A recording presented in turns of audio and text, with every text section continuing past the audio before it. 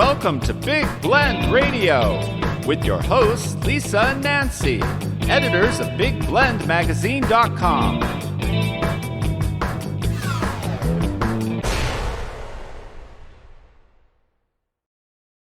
Hey everybody, welcome to Big Blend Radio's Nature Connection show, where every fourth Friday, along with our special guest co-host, fine art nature photographer Margot Carrera, we talk about nature, we talk about wildlife science, the environment, and today we're excited to welcome Peter Alagona.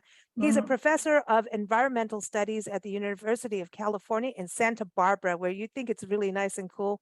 Today we're recording in summer and there's a heat wave, but this is airing in October, so by that time he may be cooled off a little. But he is the author of a number of articles, expert articles, and also the book After the Grizzly, Endangered Species and the Politics of Place in California. And he's joining us for his latest book. And this is really, it's just so timely and important. It is called The Accidental Ecosystem, People and Wildlife in American Cities. And you can go to his website, peteralagona.com. So Peter, welcome to the show. How are you? I'm great. Thank you so much for having me, Lisa, Nancy, and Margot. Hey, we're glad to have you here. We love our Nature Connection show because, we're really trying to get everyone to understand that we do need to protect the environment and nature, and everyone can argue about climate change, how it is there, but we do need to look at the changes. And I think what's so important about your book is that it's looking at the habitat. We've done, Nancy and I have been in Margot conservation work for too many years, like in our, like people will think we're old now, but we're not. We're old souls, but we've done a lot of it in many countries. And, we talk about wildlife conservation a lot, and we've done a lot of shows on this and work, like I was saying, and it was always about save the wildlife from poachers and illegal trafficking and all of that, which is absolutely true. However, I always kept going, if we're screwing up the habitat, we have nothing. And I feel like your book is kind of really showing us, why are we seeing, cougars in the backyard, not women cougars. Just gonna say. I'm righty Oh, then. see, because We're gonna go that way, I'm in we? so much trouble already. But you know Okay. what I mean? Like, and we have to look at, why are we like getting rid of our deer, and why do we need to have wildlife highways, which are really important, these wildlife corridors. Corridors. I think yes. your book, The Accidental Ecosystem, I want to say accidental tourist because that's what Nancy and I are, but the accidental ecosystem is important because we're in a bad situation, but you do bring hope. Well, I think that you're right. Traditionally, when people thought, going back a century or more about conserving wildlife, and even into the post-war period, it was mainly about establishing appropriate sustainable hunting regulations and fishing regulations and these sorts of things, and also abating pollution, which is continues to be a big problem, as well as some other issues like exotic species. But today, I think that conservationists, conservation biologists really do focus largely on habitat, understanding that without conserving and restoring habitats, and all these other measures that we might take would probably be likely to not succeed or even to fail pretty spectacularly. And so habitat is crucial. I think one of the reasons that I wrote this book and got interested in this topic, studying urban wildlife and urban ecology, is that people don't normally think of cities as habitat. When you say the word habitat, they think of forests, they think of coral reefs, they think of grasslands, these places that we traditionally associate with kind of nature, quote unquote. But one of the things that's so fascinating about this topic is that over the last few generations, more and more wild creatures of more and more kinds, including many that were never expected to thrive in cities, have arrived in cities or have returned to cities. And so we now have a situation where throughout the United States, other parts of North America, and even going to Europe, parts of East Asia, even my colleagues who work in places like Brazil tell me this, that cities are attracting more and more wildlife. There's a booming literature, academic literature on this. But I think a lot of folks in their communities look around and they say, hey, what's going on? Why are we seeing all these creatures that we never saw before? The reason has to do in large part with habitat. We got to this point, and this is what this book really tries to explain.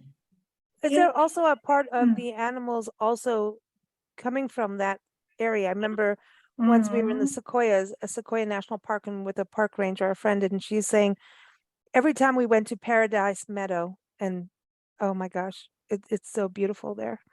I love it there. She would say that, we would see this deer, and I think we were probably going the same time of year as, deer and her two, her babies. And I kept going like, they're always here, but like we're going year after year after year. And she's like, well, a family will live in this area. I mean, they don't really go that far out. Within a few miles, this is their habitat. And so I wonder about birds and how they migrate, that they know that this is their stop. And do they just move out when we start to move in? So in the park, they're protected, but they are on a walkway where people are walking by. But it's in their DNA. In their DNA to go to those places? About 3 weeks ago, I was fortunate to be in Alaska. Went to Katmai National Park. Nice. No way, dude. Cool. Where you can go. I'm jealous. I'm jealous. Oh yeah, it's amazing.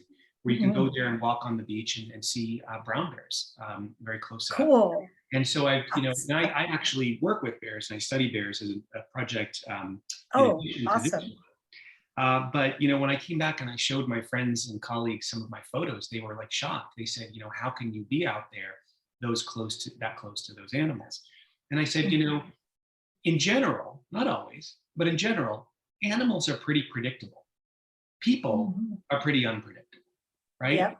And so that's the case on an individual basis, largely for most creatures that can, for example, become a little bit habituated to people, which allows you to view bears in places like Katmai.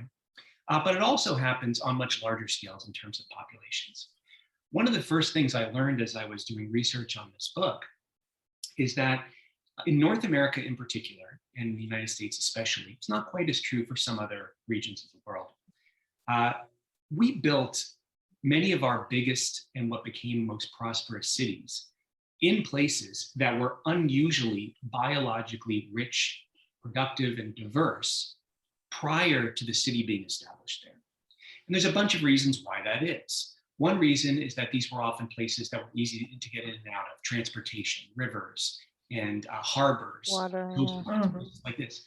Another reason is that those places had resources for people to harvest during the early days of urban development, which often involved, trade posts, for example, outposts for furs and logs and things like this in more frontier areas.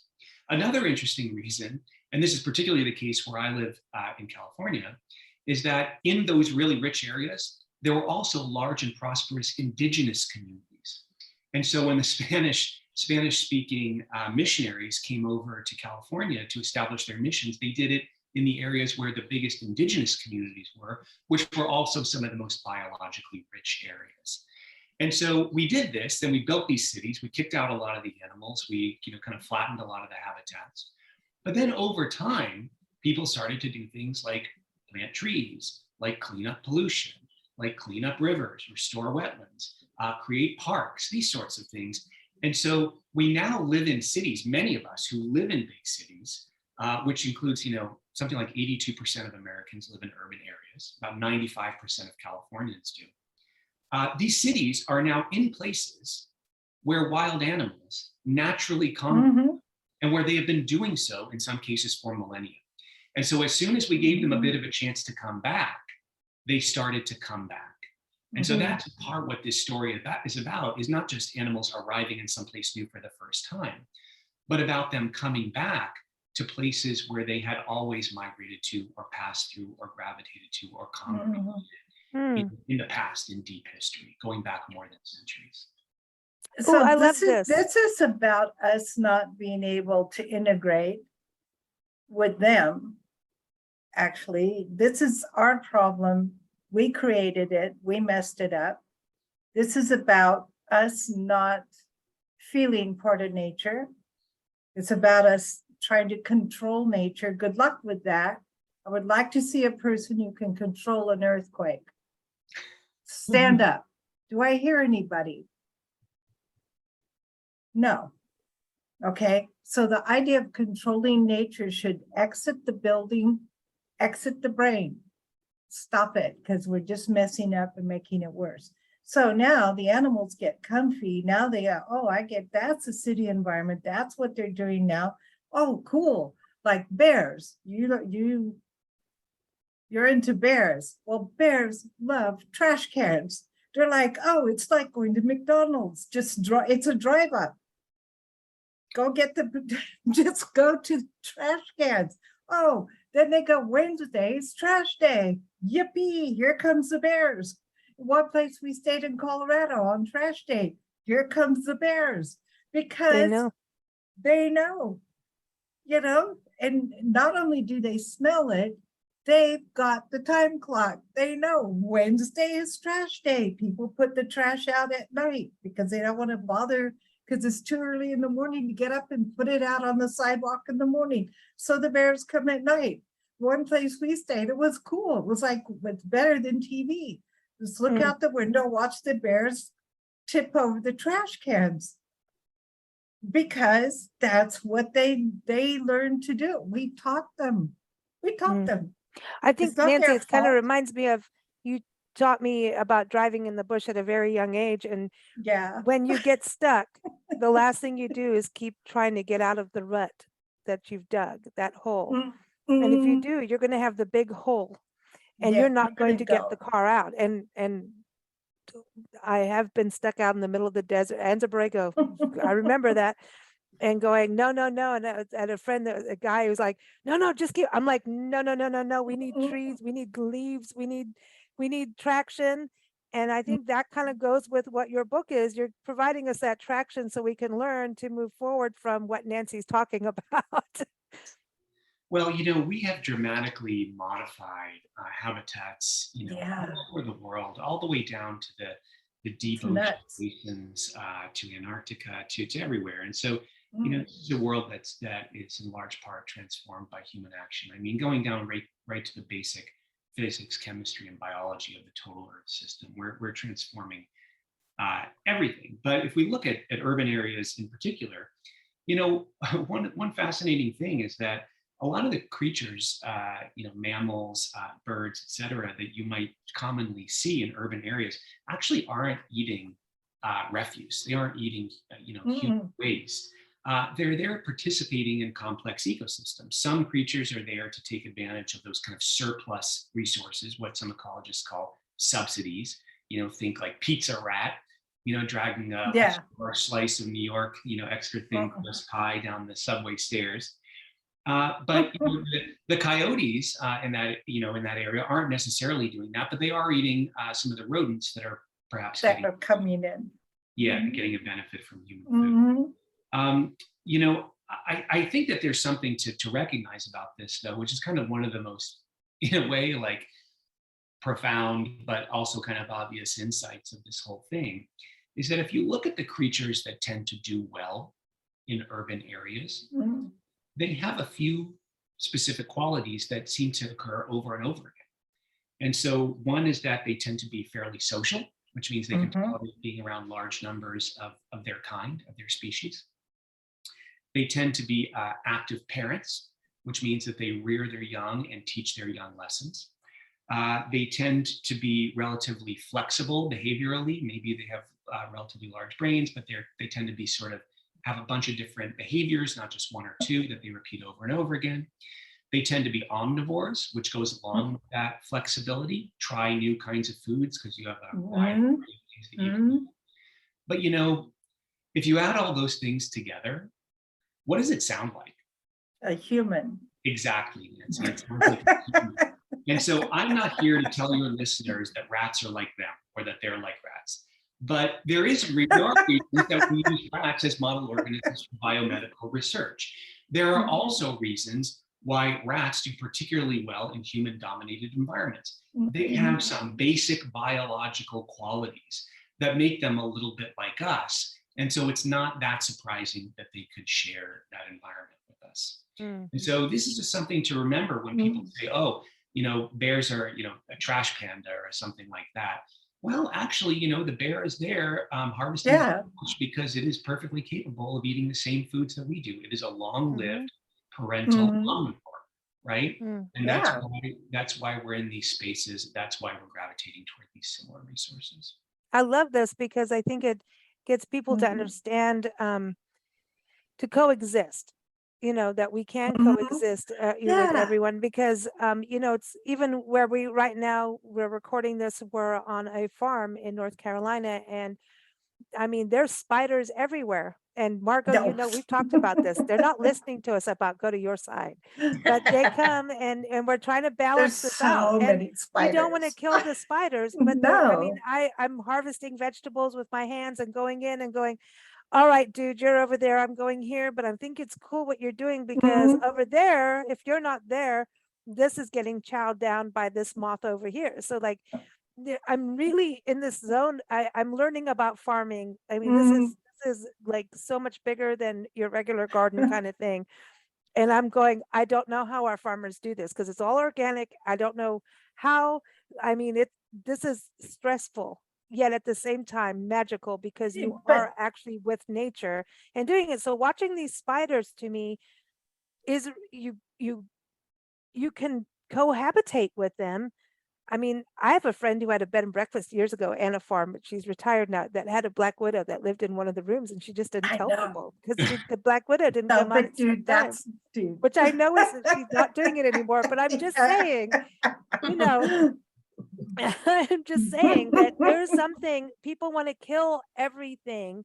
I know. Pests. The word pest is coyote's a pest. When we lived out in 29 Palms outside Mhm. Joshua Tree Park, we could see the entrance from our Oh, house.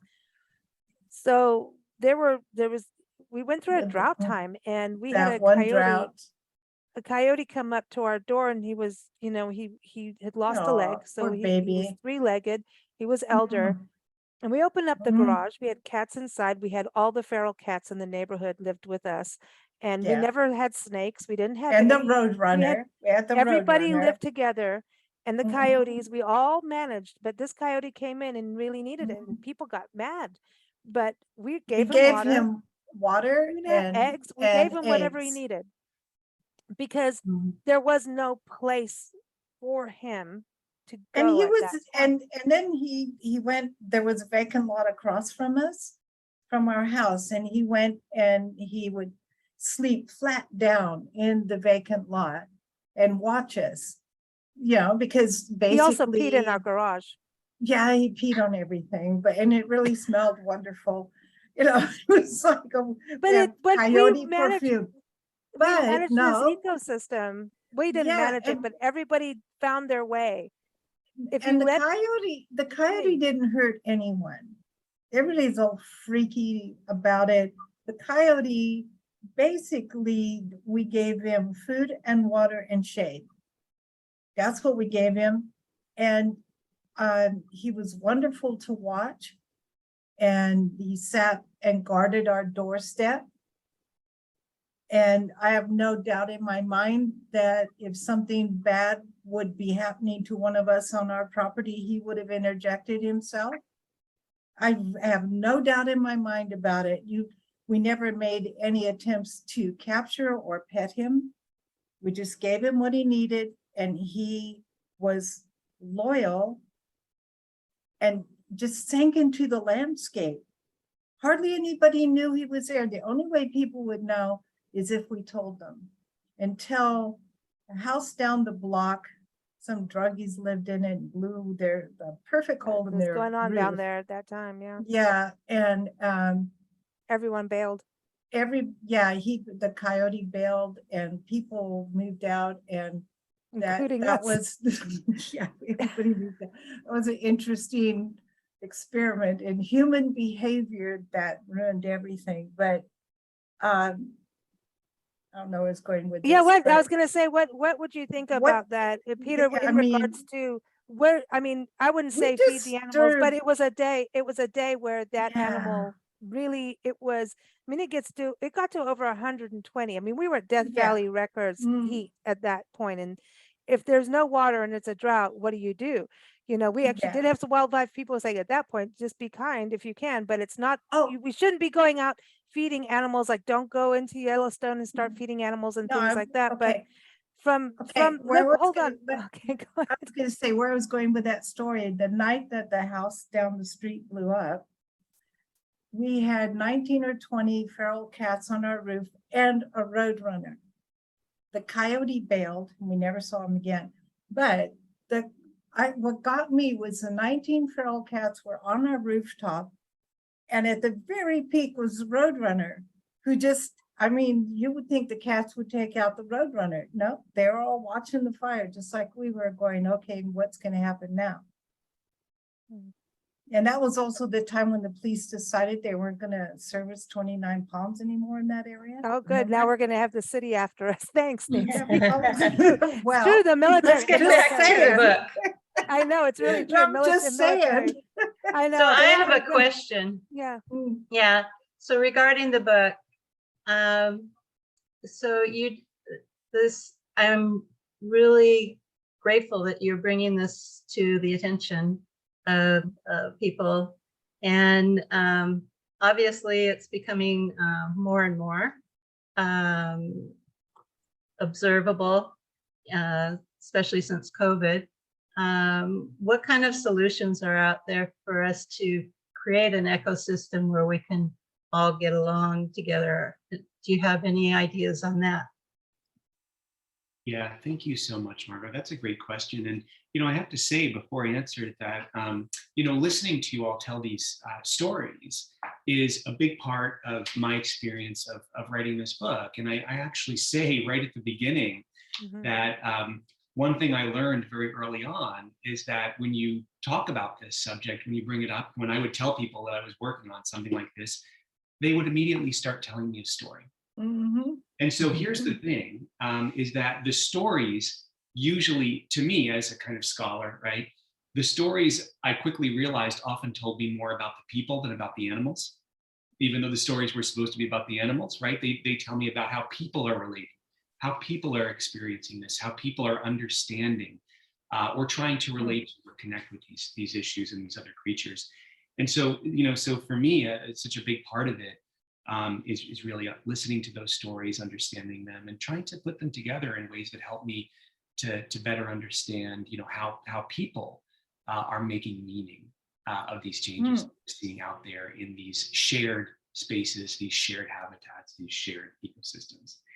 So in terms of solutions, I can say a bunch of things about that, but let me say this, that this book is called The Accidental Ecosystem, in part because one of the main arguments that I make in it is that wild creatures returned to or arrived in for the first time many of our cities over the last 4 or 5 decades for reasons that relating to decisions that people often had made decades earlier and for other reasons.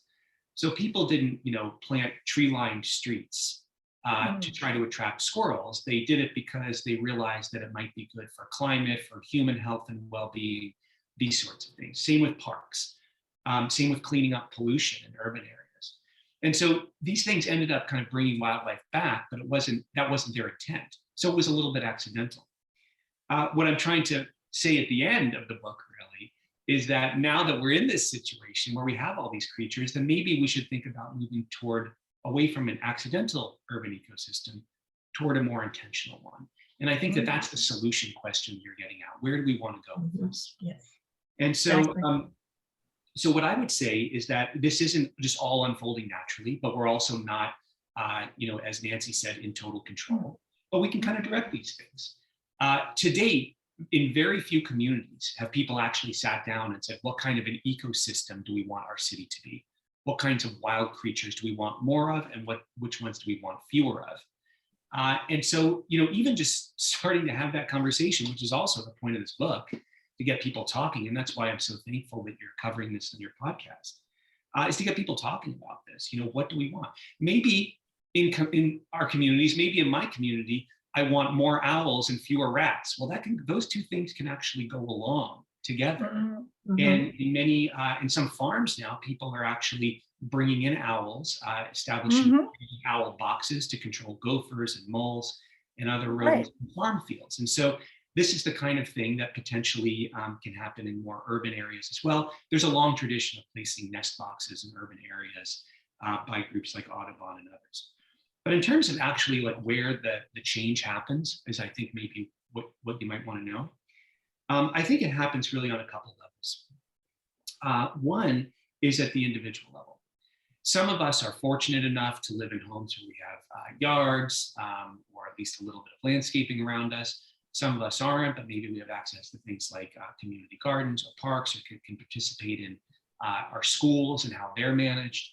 And so on the individual level, people can think about, the kinds of ecosystems they want to live in, think about the kinds of, by thinking about the kinds of ways that they manage their little plots of space.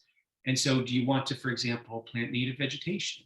Do you want to plant drought tolerant vegetation? Do you want to be out there, spraying a lot of insecticides? What kinds of flowering or fruiting plants are you putting in the ground? And when they flower and fruit, what is that going to attract, right? These are things that a lot of folks don't really think about. They just think, I want some pretty flowers. They don't necessarily think that in a year when that thing fruits, it's going to attract rats, right? And so, so thinking about that a little bit more would help a lot. But then there's this other level, which is a little bit, I have to admit, it's a little bit boring, but it's really important. And that is that in the United States, the vast majority of land use planning happens through what are called county general plans. In every state across the country, counties are required to produce general plans that have different elements. So there'll be a transportation element, there'll be a parks and recreation element, there'll be an education element, a housing element, all of these different components of how the county is planning for the future based on its investments, its infrastructure, its design. So most people don't participate in this process, but it's a big deal. Sure. And by thinking a little bit more and engaging a little bit more about how, when we plan transportation, we can think about wildlife. When we plan parks, can we think about wildlife and ecosystems? When we think about education in our schools, can we think about that a little bit? And so by continuing that conversation and infusing this, which is an issue that covers a bunch of those different kinds of elements and planning areas, then I think we can start to go from just the individual level to thinking more as a community about the kind of habitat we want to live in. I love that, because when you talk about county, a lot of times people, if you live in an unincorporated area, you're more county based than if you're living in the city. And, it's a true, we've done both. And when you look at transportation, we're seeing a lot of good things happen. Being travelers on the road full time, we see, I know, Margot, you've heard us talk about rest areas with monarch gardens and pollinator gardens, even in Indiana, Missouri, Ohio, New York, upstate New York, we've seen them in those areas. But it's really, when you go to these rest areas, and it's funny because they kind of go in those corridors when you were talking about how people and where these wildlife, where we built our cities, it kind of, those trails follow something, and there's always water as a thing. Yeah, But always. the transportation thing is a big deal. And, if we can utilize and do these wildlife corridors more, we're doing more, like Wyoming was one of the first states to do it, I think, with a huge, like highway for wildlife. It not only saves wildlife, but it saves our lives too. The more deer we're hitting, the more human beings are getting hurt and cars are being smashed, so it's this is everything you're talking about, the accidental ecosystem, to me is, we're kind of creating a new world. They talk about, post-COVID is the new normal. I think we can look at this as a rebirth, actually, even climate change. I know this sounds nutty, but if we can look at this chance of, things are crazy, but we have this moment now to work together and create a better future that's more coexistent, not just between people and animals, but like all of us, people and people working together. If we could just work on that, maybe the rest of the people stuff will figure itself out. Well, I you think know? Lisa and Margot, you're both kind of pointing in the same direction of where do we go, right? Mhm. How can we build? How can we create solutions? And so I think you're right. I mean, there's not a whole lot to celebrate right now in terms of the environmental trends, biodiversity and climate change in recent years, but people are starting to do much more, right? I mean, we have action at the state and federal levels, we have action at the local level on a variety of different fronts and lots of important investments. And so that is something really to build on. And it's a big part of the reason I wrote this book. My previous work before the accidental ecosystem largely focused on endangered species. And there are not a lot of happy stories to be told there. And when you start working on that and studying that and trying to tell those stories, the stories you end up telling are basically stories about people fighting with each other.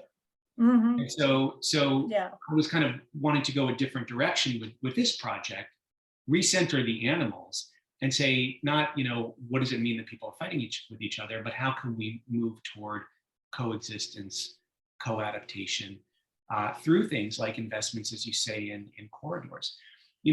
If I could just bring up an example, a lot of cities in previous generations would look at the rivers going through them. If they weren't avenues for transportation, then they were just problems in a way, right? And so we channelized them, we built right up to banks, we tried to contain them and shoot as much water out as possible to control floods. And that hasn't worked well for a lot of different reasons. It's ended floods in many areas, stream floods, but it's caused a whole bunch of other problems. And so now what a lot of cities are doing is they're saying, okay, if we back up from the stream wherever we can, or if we prevent new development, right? Then what we can do is we can use these spaces, we can restore these spaces, and we can use them as open space recreation areas or educational areas for 99% of all the time, right? The 1% of the time that these areas flood, it won't cause a lot of property damage. It'll occur naturally, and then the floods will subside. It'll recharge the aquifer with groundwater, and it will provide corridors for wildlife to travel. And so you have health and wellness benefits, you have private property benefits, you have open space and recreation benefits, you have wildlife benefits. And so finding places where all of these things can kind of happen, in concert with each other. None of these decisions are easy. There's always another side. There's always another vested interest. But a lot of places are moving toward these kinds of things in part because they provide multiple benefits at relatively low cost. Because I think this is a huge deal because we're talking about water, which is really, Right. when we That's a get down to it, big that's what we're all problem. going to fight over is water and air. And, Water. we look at waterways like the Colorado River, the Nile of this country, and that's a huge issue. Look at Lake Mead right now. You go to Yeah. Lake Mead and what dead body are you going Wow. to pick up?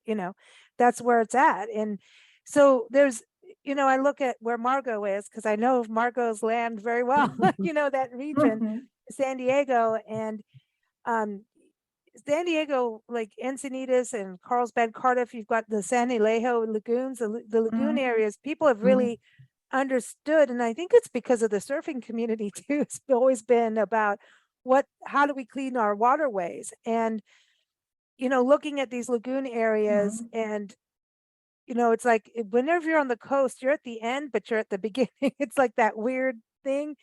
But we do. I mean, I find what you're talking about so fascinating because where humans settled, there's always a water source. And that's why the animals are there too. So we're all wanting this Exactly. water, but We we're want the fighting same over it. things. But to keep it clean is huge. Are you seeing, is the activism, I know you've only got back to San Diego over the last few years, Margot, but is it still there with the lagoons like San Elijo and down by Yeah. Cardiff? Yeah, and the group you're talking about is a Surfrider organization. Oh, we love them. Yeah, and they really are on it for keeping the beaches clean, and Awesome. Encinitas has transformed its walking ways. There's beautiful walking ways that people can go. So and bicycle lanes, so people aren't getting hurt bicycling, and that particular corridor has really been renewing things. Like the lagoon just recently had a huge renovation, and it was every once in a while it would close up because the sand would kind of migrate and block the lagoon, and then it would get stagnant. But they always go and they dredge it out, and that I whole remember area, the water area is even larger, and there's a preserve there now, and yeah, they really are focused on keeping that area natural and open. I think that's the important thing, is having is. where you have to have Mhm. the people element, but then let the nature element have its own side. You know what I Well- mean? Like a heron will come in and hang Mhm. out with the people, but it needs its rookery away from the people. You know what I But, mean? Exactly. Yeah, and who wants to live in a place where there's no, well, we can't live in a place where there's no plants or trees. It'd be ugly to start with, and you wouldn't be able to breathe. So, hello, note to self, let's save plants and trees. And along with that, here comes, oh, shoot, here comes birds. Oh, no. Yay. Yeah, I mean, really, what is it that we're willing to give up for our concrete and I'm so against concrete. I think, but then I think Yeah. it's not giving up everything. I think that's the thing No, about there's the gotta- accidental ecosystem. You don't have to give up But I everything. don't, but okay, on the one hand, I like your title. On the other hand, it wasn't an accident. It's all about dollar signs. The decisions people have made. It's always been about dollar signs. It wasn't accidental. So Sorry. I think that is a fantastic point. So the accidental part is the unintended consequence of those Right. very intentional decisions. Unintended consequence being that some of these creatures came back when no one really was Yeah. trying to bring them back. But I think you're absolutely right, and this is a great point, that these decisions were made for particular reasons, right? And particular logics and particular historical moments. We're in a different historical moment, hopefully with a different logic, as we Hopefully. heard here, and maybe that can give us reason to make different kinds of intentional decisions that will inevitably themselves have their own accidental consequences. I know down the road, somebody's gonna go Yeah. 40 years later, look back and go, what did you do? I have a hard time believing that if we're greening our cities, if we're cleaning up pollution, if we're providing more access to open space, and if we're also doing important things like providing housing, sanitation, which is absolutely crucial. Gentrification is not the answer to environmental problems. Exactly. Exactly. Oh, I'm so glad you said that. These things have to go together. But I have a hard time believing that if we work hard on those issues, the people in the future are going to blame us for them. As a Exactly. matter of fact, I think that there's room for people to play the kinds of roles that were played by the early founders of the national park system. We look at the national parks now. We know that the founding of those places was in many cases very, very problematic. People were kicked out of their homes to create these things. But at the same time, I think we also recognize that the benefits that have accrued from having these spaces available to the public are tremendous, right? And not having taken over just by private industry. And so, I think that there are opportunities for people now to play those kinds of roles in urban ecosystems that people will look back in the future as being imperfect, but thankful that they didn't go a different direction. I think it's also a time I for agree. businesses to stand up. I mean, we're seeing a lot of changes happening in regards to how corporations are treating their employees. And we're seeing more of a, I think COVID did that. It's like, hello, we need childcare. We need, look at what's happening in California with you, where you guys are with the Fast Recovery Act for fast food workers, and people fighting like, oh, well, people shouldn't have fast food as a business, as their employment. And some people really need it because we have shifted. If you think about the last 25 to 30 years, not just this country, globally, we have shifted in industry. We are going Absolutely. from coal to solar. We are, that's just one example. We have shifted from printing magazines to being digital. We have shifted. Our industries as a whole have shifted, which means people are in a shift and doing jobs they never thought because they're providing for their family. I mean, it's not exactly cheap to go to school. So everything is in a big shift. And when we're in a shift, it's where you have to start going, okay, we can't always have gray water 100%. We have to start putting some stakes in. Mm. And one way is through our natural environment, because it feeds our souls too. It really, really, really does. And so I think now is a time for corporate America to also look at, okay, if we're going to have these big buildings, now people aren't in them. What are we going to do with them? Right? Mhm. Maybe malls can become more apartments, and that's happening. But also just looking at their land, doing more monarch, way stations, butterfly way stations. If you've got a retail outlet, why not look at, having, like, the National Wildlife Federation certified wildlife habitat with the, butterflies and pollinator Mhm. gardens. The more we do that, that it's out there, the importance. We started our tour documenting national parks, National Park Service units. So Mhm. there was a whole education of, no, we're not just talking about Yosemites, we're talking about national monuments, we're talking about, like Cabrillo in San Diego, Mhm, and mhm. you got the Channel Islands near you, Peter, but we Mhm. were doing the smaller parks, and then now we do every single Now we park, do because all every parks. single park matters. And now our tours Love Your Parks tour, because it is about, if you have a Mhm. pocket park, just a tiny little square of Means land, everything. it means everything. It could be a Mhm. place for a person to get shade. It could be a place for a kid to play, and dogs to hang out, Oh, and mm, maybe one bird nest. It no, it doesn't matter, because no matter how small that space is, the more we have of them, the less of a dead zone we are creating. And that's the thing. And that's how, when you mhm. talk about the accidental ecosystem, I think those animals were there, and those birds and all of the critters, spiders included.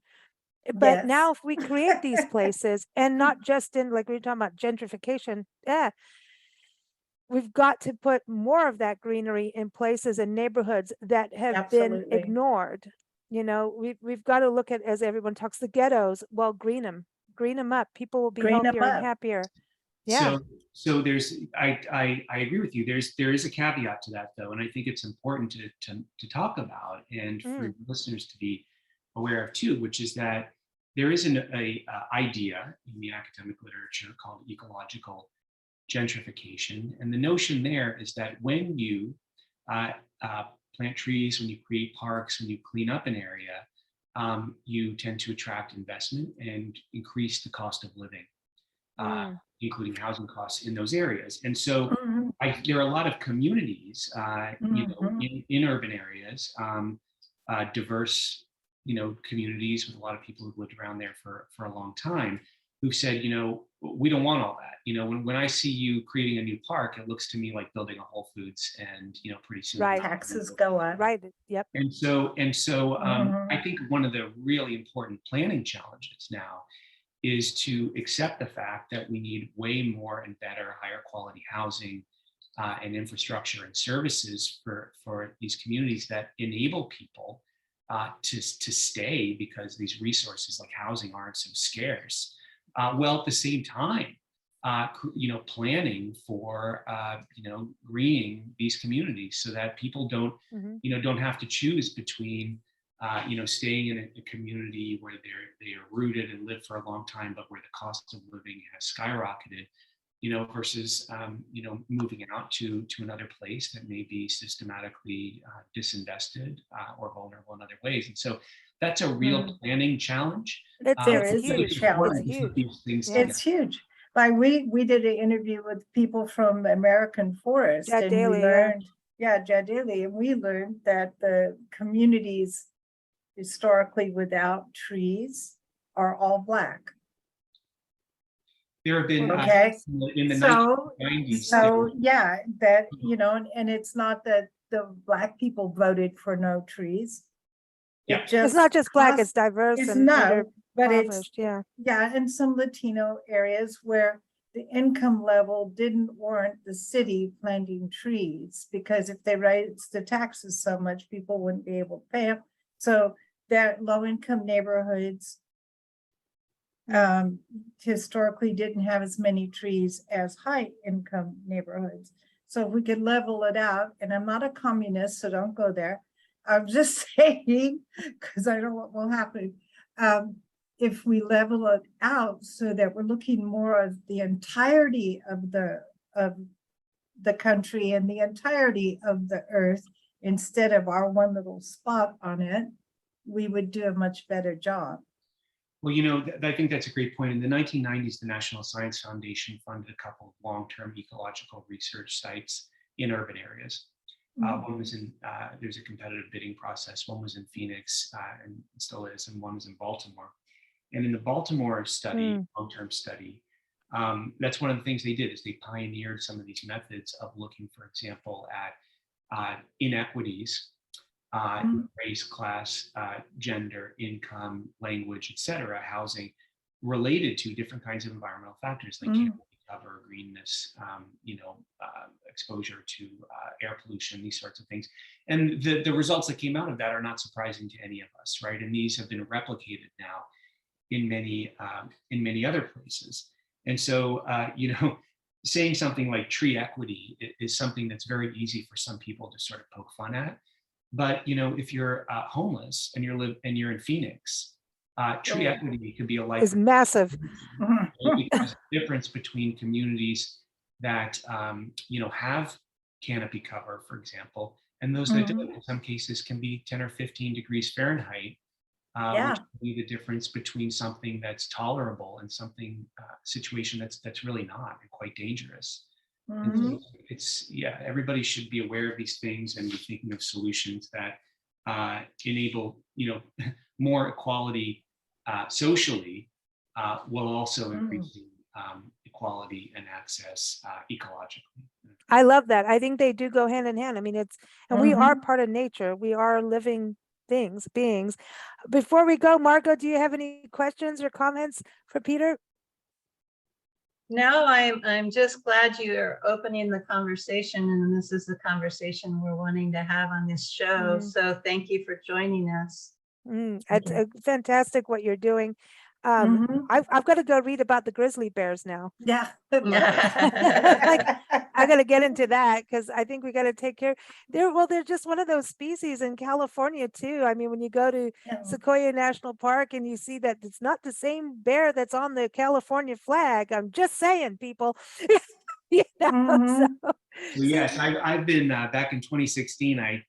I started a group here at UCSB that's taken the first look in many years at the serious research-based look at the past and maybe potential future of grizzly bears in California, which have been extinct here for almost a century.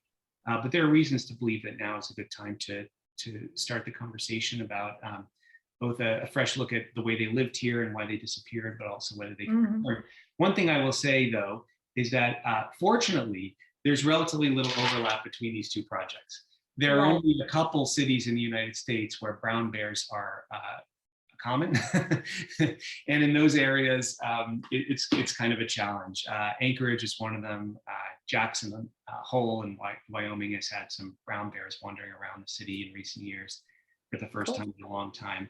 But that's not what we're talking about here. What we're talking about is trying to accommodate the creatures that are moving through urban areas, that are trying to find patches of natural habitat, that are enriching our environments, and creating these diverse multi-species communities, which I think is a benefit to everyone. And bears are part of it. We were just in Asheville, North Carolina, and there are bears going through neighborhoods like you wouldn't believe, but they're tagged. So cool. People know about them, and it's, it's part of life. And it's a cool thing when you can see them go through, and they can be in your neighborhood, they'll go after your hummingbird feeders. they'll get into the birds, but but they're part of it. And it's kind of interesting to be in these communities as we travel to see how are the communities dealing with a diverse ecosystem. And things like bears, hanging out, they're not on the Blue Ridge Parkway always, but you'll find them in the neighborhoods. So it's a very interesting thing is how are the communities handling that? How are they handling snakes? How are they handling, the creatures and spiders? I think what's really great, back to spiders, but I think what's great about it, like Margot said, that you've opened up a conversation and like you're saying, people have stories about, oh my gosh, one day I came home and there was a black bear sitting on my back door, porch, or, there's makes people kind of it's humbling when you're in the presence of nature, and so I think hopefully that will connect us all to do more for nature and for us. So we really appreciate you joining us. And Yes, we everyone, the do. book again, Peter Alagona, the book is The Accidental Ecosystem, People and Wildlife in American Cities. You can keep up with Peter on his website, peteralagona.com. And also, of course, keep up with us at bigblendradio.com. We're here every fourth Friday with Margot Carrera. And I encourage you to go look at her artwork. Go to carrerafineartgallery.com. So thank you all for joining us. Thank you, Peter. Thank you. so much you. for having me.